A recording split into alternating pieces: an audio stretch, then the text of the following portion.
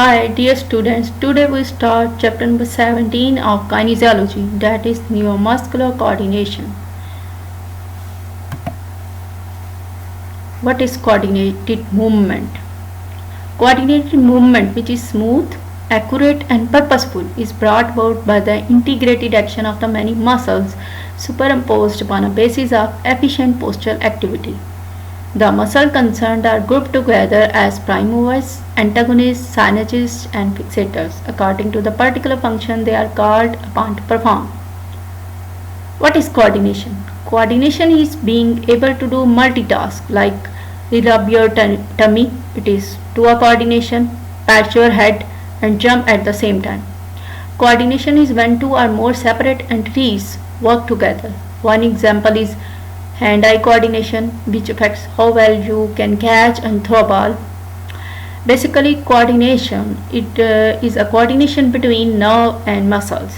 Neuromuscular coordination, we can define it as the ability of the central nervous system to control the muscle in the execution of the multi-limb functional movements. Neuromuscular coordination, also known as motor control or muscle memory, is the ability of the nervous system to efficiently recruit a muscle or group of the muscles in order to perform a specific task unconsciously. Motor system. Each muscle is innervated by the motor nerves at the upper part of the muscle membrane called neuromuscular junction. Bundle of the fibers innervated by the nerve called motor unit. Action potential travels through the neuromuscular junction.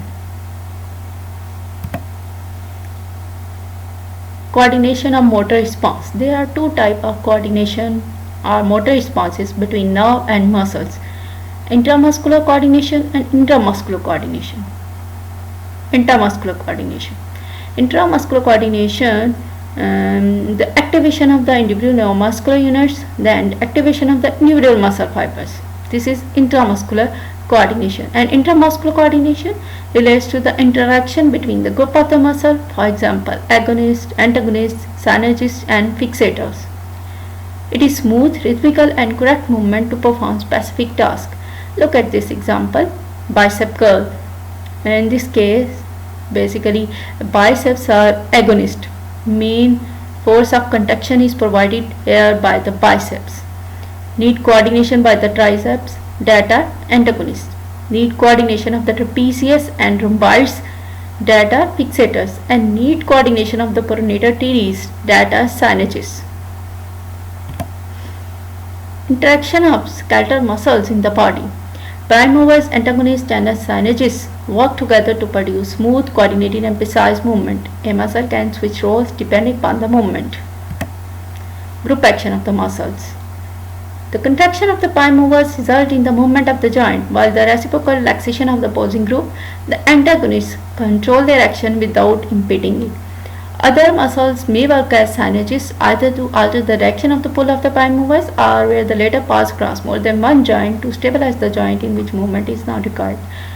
Efficiency is further ensured by the muscle fixation of the bone or bones from which the prime movers take origin. These fixator muscles may be in the immediate vicinity of the movements, but when strong resistance is offered, muscles basically all over the body are frequently involved. So basically we can say that efficiency is improved by muscular fixation of the bones. Now look at mechanism of neuromuscular coordination. Motor pathways, cerebral cortex, cerebellum and then kinesthetic sensation. The action of each muscle group is determined by the apparent impulses which reach it by the motor pathways. Cerebral cortex. Voluntary movement is usually initiated in response to some sensory stimulus. It is no thought that initiation center exists in the brain stem which alerts the cerebral cortex, which then is responsible for the planning the pattern of movement. This plan is based on the memories of the pattern used on the previous occasions. Cerebellum. Cerebellum is a receiving station of information which reach it by the afferent pathways conveying impulses of the kinesthetic sensation from the periphery and from other parts of the brain including the cerebral cortex and vestibular nucleus. In the light of this information, The delicate adjustment which ensure harmonious interaction of the various group of the muscles concerned in the pattern of movement are made and then conveyed to the anterior horn cells by the extrapyramidal tract or the other descending tracts of the spinal cord. Kinesthetic sensation. The apparent impulses of kinesthetic sensation arise from the proprioceptors situated in the muscles, tendon and joints, and they record contraction or stretching of the muscles and knowledge of the movement and position of the limbs. These are basically proprioceptors that record change in position and tell you where your body parts are in space. Some of these impulses reach the level of consciousness, but many end in the spinal cord and cerebellum. So only few impulses reach the higher centers. So we conclude that basically action of each muscle group is determined by the afferent impulses which reach it by the motor pathways, and we can say that an initiation center exists in the brainstem which alerts the cerebral cortex. Then and cerebral cortex is then responsible for planning the movement, pattern of movement, and this plan is basically based on the memories of the pattern used on previous occasions. And cerebellum is also known as receiving station of information, which reached by afferent pathways conveying impulses of the kinesthetic sensation from periphery and other parts of the brain, including the cerebral cortex and the vestibular nucleus. Now, what is incoordination? A synergia. Interference with the function of any one of the factors which contribute to the production of a coordinated movement will result in jerky, rhythmic or inaccurate movement, which is said to be incoordinated as the harmonious working together of the muscle is disturbed. You can say group action of the muscle is disturbed. The type of incoordination and the exercise designed to help in overcoming it vary according to the location of the lesion which causes it.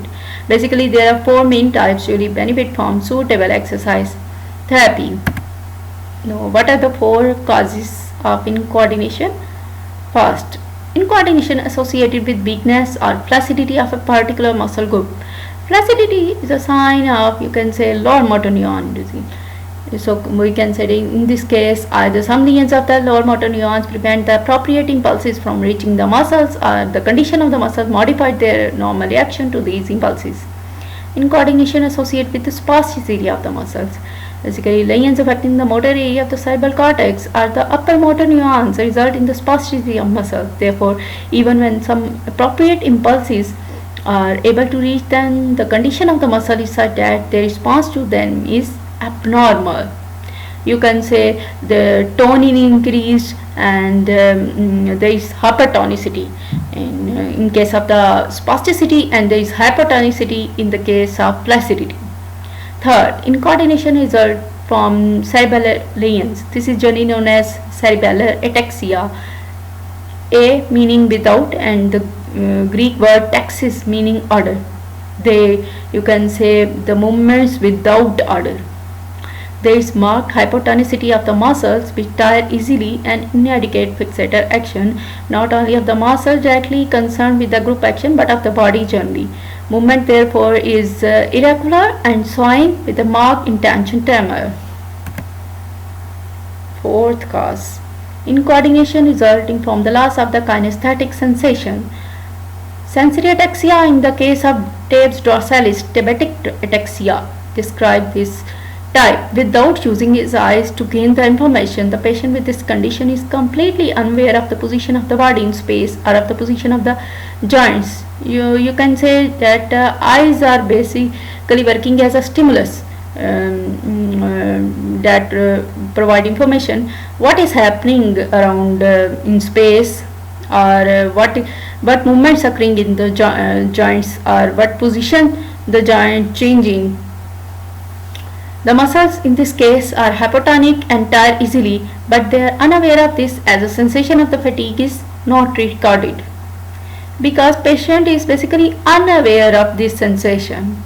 Involuntary movements sometimes associated with these conditions are state of abnormal general tension superimposed on an otherwise normal pattern of the groom action may interfere with movement and so reduce its efficiency. Tape's dorsalis, also called as posterior column disease of the spinal cord due to injury of the posterior column and sensory loss. Patient cannot perform smooth coordinated movement due to loss in the sensation. Now start with re-education. Coordinated movement is natural to the body which tend to remain still if only in coordinated movement is possible. It is therefore of major importance to interest and encourage patients suffering from incoordination to persevere in making the effort to overcome it. This requires infinite patience and persistence on the part of the physiotherapist, especially and if when the condition is associated with mental deterioration, then obviously it is required lot of patience and persistence by physiotherapists. Each patient requires individual attention as the problem of no two individuals are identical, but as the progress is made, group work is a valuable adjunct to individual treatment. Use of alternative nervous pathways. It is rare that all the available nervous pathways by which the impulses essential for coordinated movement travel are blocked, and the purpose of re-education is to encourage the use of those which remain or to develop alternative routes.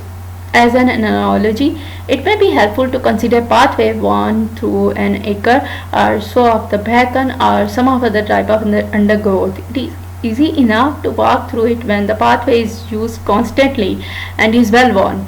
If however the pathway is blocked, then you always try to find an alternative route. So an alternative route can be used, but the going will be difficult at first, though it will become progressively easier each time it is used. Provide the same alternative route is used on each occasion. In this way, new pathways eventually established. The condition of the muscle. As a preliminary to re-educating the movement, the condition of the muscles require attention as they are the factor organs concerned. They must be prepared to receive the coordinating impulses so that their reaction to them is as normal as possible, but by an attempt to relax those which are spastic and tense and to strengthen those which are weak. It is also that in all long-standing cases in which incoordination is a feature, some degree of reduced atrophy is present owing to the disinclination to move. Or discuss principles of re-education according to specific cause that we discussed previously. There are basically 4 causes of incoordination, and so we discuss all these 4 causes along with their re-education. Weakness or flaccidity of the particular muscle group. This differs from other conditions in that inevitable incoordination, which results usually only transitory. Incoordinated movement is not tolerated by the body if can be avoided, and in this case it is able to avoid it by altering the pattern of the movement in such a way that the function of the affected muscle is transferred to the other groups. This substitution of an alternative pattern is basically a basis of trick movement, which is often functionally effective but always wasteful of energy. What is our aim of treatment? Aim of treatment is to restore the power of the muscles and to rehabilitate them.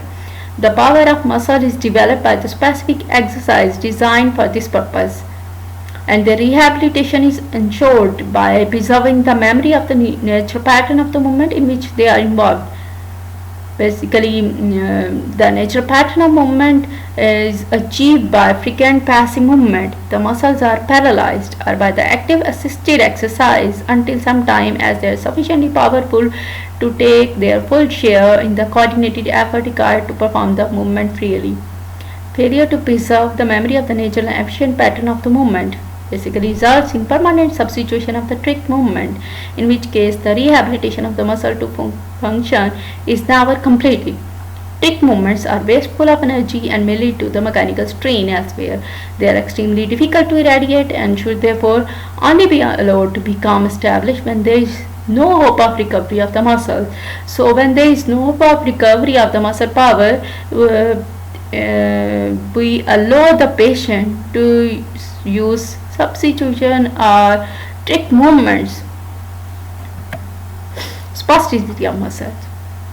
Spasticity of the muscle modifies their reaction to the stimulus they receive as they cannot or can only with difficulty relax and so allow the movement to occur.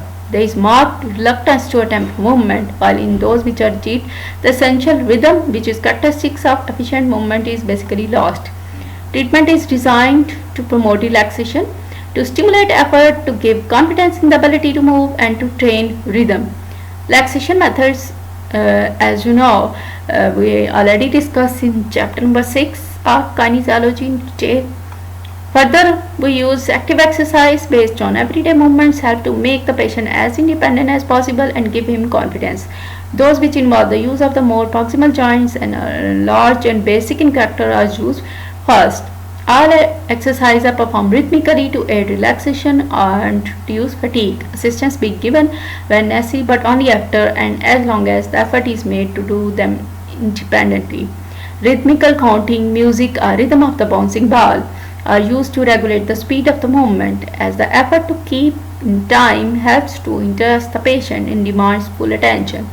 Training in accuracy and finer and highly coordinated movements such as those of the hand is deferred until basic movement and rhythm are established. Cerebellar ataxia. Loss of function of the cerebellum, which is coordinating center, resulting loss of the coordinating impulses which are normally discharged from it. So the result is that muscles become hypertonic and posture fixation is disturbed. Consequently, balance is difficult and movements are therefore irregular, swaying and inaccurate. Any improvement which results from treatment by exercise probably due to increased use of the pathways which remain, or it is thought possible that cerebrum may be able to compensate to some extent for the loss of the cerebellar function. Aim of exercise is to re-educate balance, rhythm and precision of the movement. The patient must be helped according to his need and to move about and perform utilitarian movements, especially those which involve balance such as sitting down, standing up and walking. Exercise similar to those designed on Frontal exercise for use in the treatment of sensory ataxia may be used to train precision and smoothness of movement, but in cases in which there is loss of cerebellar function, any attempt by the patient to control the movement by watching it is useless, because in the case of the cerebellar function, the patient is completely unaware. So it is useless attempt by the patient to control the movement by only watching. Loss of kinesthetic sense. Information as to the whereabouts of the body in space, position of the joint and the tension in the muscles form an essential part of the data upon which the new muscular coordination is based. Lesions causing loss of this information results in hypertonicity of the muscles and in coordinated movements. Substitution of the sense of the sight to compensate for the loss of kinesthetic sense forms the basis of re-education, and by maintaining relatively normal body movements it may be possible to bring into use some undamaged but redundant nervous pathways capable of conveying the impulses of kinesthetic sensation. Exercise based on Frankel exercise are used to train smooth movement and precision, with emphasis on the ultimate aim of helping the patient to carry out the normal activities of everyday life. Now have a look at Frankel exercise.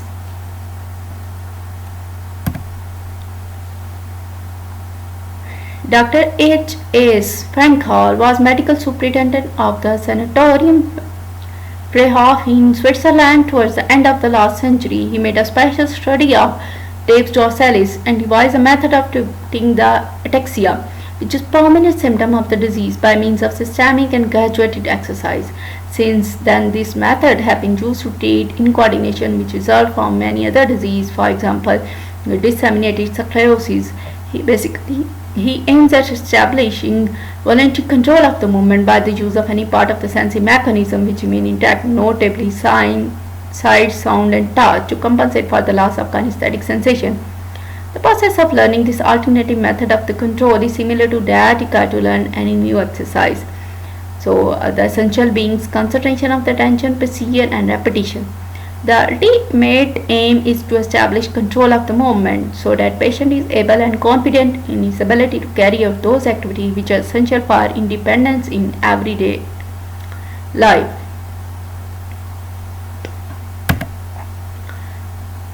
know what is Frankel exercise. Frankel exercise basically is a group graduated exercise applied for the lower limb and designed to overcome the incoordination and proprioception loss by visual feedback.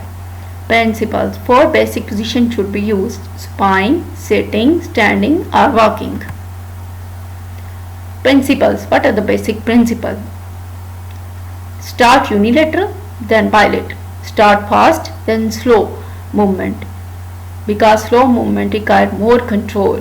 Start by proximal, then by distal joints. Start by symmetrical, then asymmetrical movements. Patient must see the movements, and the verbal feedback is very important in this case. What is the technique of Frankel exercise? Patient is positioned and suitably clothed so that he can see the limbs throughout the exercise. A concise explanation and demonstration of the exercise given before the movement is attempted to give the patient a clear mental picture of it. Patient must give his full attention to the performance of the exercise to make the movement smooth and accurate. The speed of movement is dictated by the physiotherapist by means of the rhythmical counting, movement of her hand, or the use of the suitable music. The range of the movement is indicated by marking the spot on which the foot or hand is to be placed. The exercise must be repeated many times until it is perfect and easy. It is then discarded, and then a more difficult, a more challenging one is substituted. As is exercise very tiring at first, frequent rest period must be allowed. The patient retains little or no ability to recognize fatigue, but it is usually indicated by deterioration in the quality of the movement or by the rise in the pulse rate. Progression is made by altering the speed, range, and complexity of the exercise. Fairly quick movements require less control than the slower ones. Later, alteration in the speed of the consecutive movements and interruptions which involve stopping and starting the commands are introduced. Wide range and primitive movements in which large joints are used gradually give way to those involving the use of the small joints, limited range, and a more frequent alteration of the direction. Finally, simple movements are built up into a sequence to form specific actions which require the use and control of number of joints and more than one limb. For example, walking. According to the degree of disability, re-education exercise first start in lying with the head propped up and with the limbs fully supported, and progress is made to the exercise in sitting and then in standing, and we discuss in further slides. Now look at example of Frankel exercise.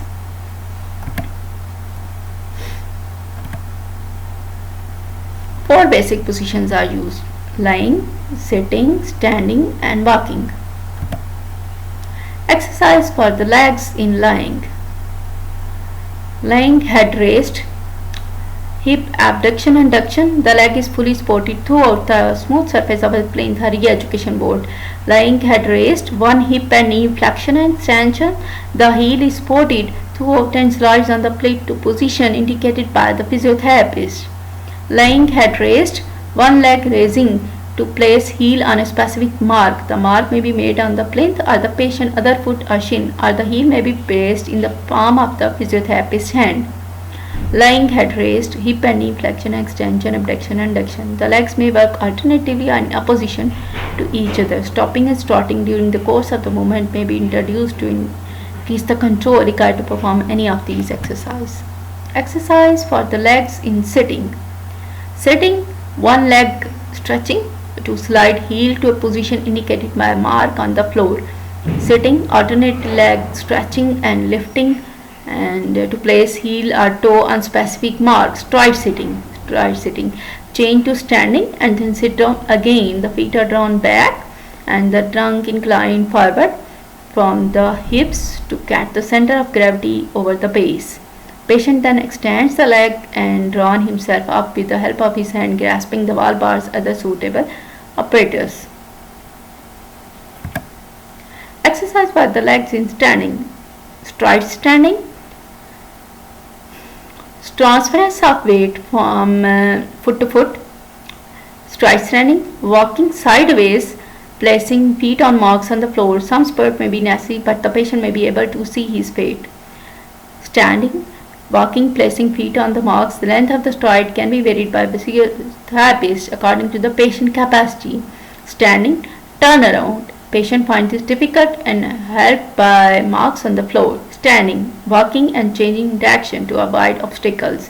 Group work is of great value as control improves, as it teaches the patient to concentrate on his own effort without being distracted by those of the other people. In walking, he gains confidence and becomes accustomed to moving about with others, to alter the directions and stopping if he wishes, to avoid bumping into them. The ability to climb stairs and to step on and off a curb helps him to independence. Exercise for the arms. Setting. One arm supported on a table or in slings. Shoulder flexion extension to place hand on a specific mark. Sitting. One arm stretching to thread it through a small hoop or ring. Sitting. Picking objects and putting them down on specific marks. Divisional activities such as plating, building with the toy bricks, or the drawing on the blackboard lead to more useful movements such as using a knife and fork and doing up buttons and doing the hair. No. Exercise to promote movement and rhythm. All exercise repeated continuously to rhythmical count or to suitable music. Sitting. One hip and knee flexion and abduction to cross one thigh over the other. The movement is then reversed and repeated. Half lying, one leg abduction to bring the knee to the side of the plinth, followed by the one knee bending to put foot on the floor. The movement is then reversed and repeated again in opposite direction. Sitting, lean forward and take the weight on feet, then as if to stand. Then sit down again. Later this can be done progressively along the seat as if moving up to make the room for someone else to sit. Standing. Arms swing forward and backward with partner holding two sticks. Standing or walking, bouncing and catching or throwing or catch a ball. Marching to music, ballroom dancing or swimming if possible should be encouraged. Students, Frankel exercise is most important question from paper point of view, and the in coordination causes too. So memorize this. Hopefully you like it very much. Thank you.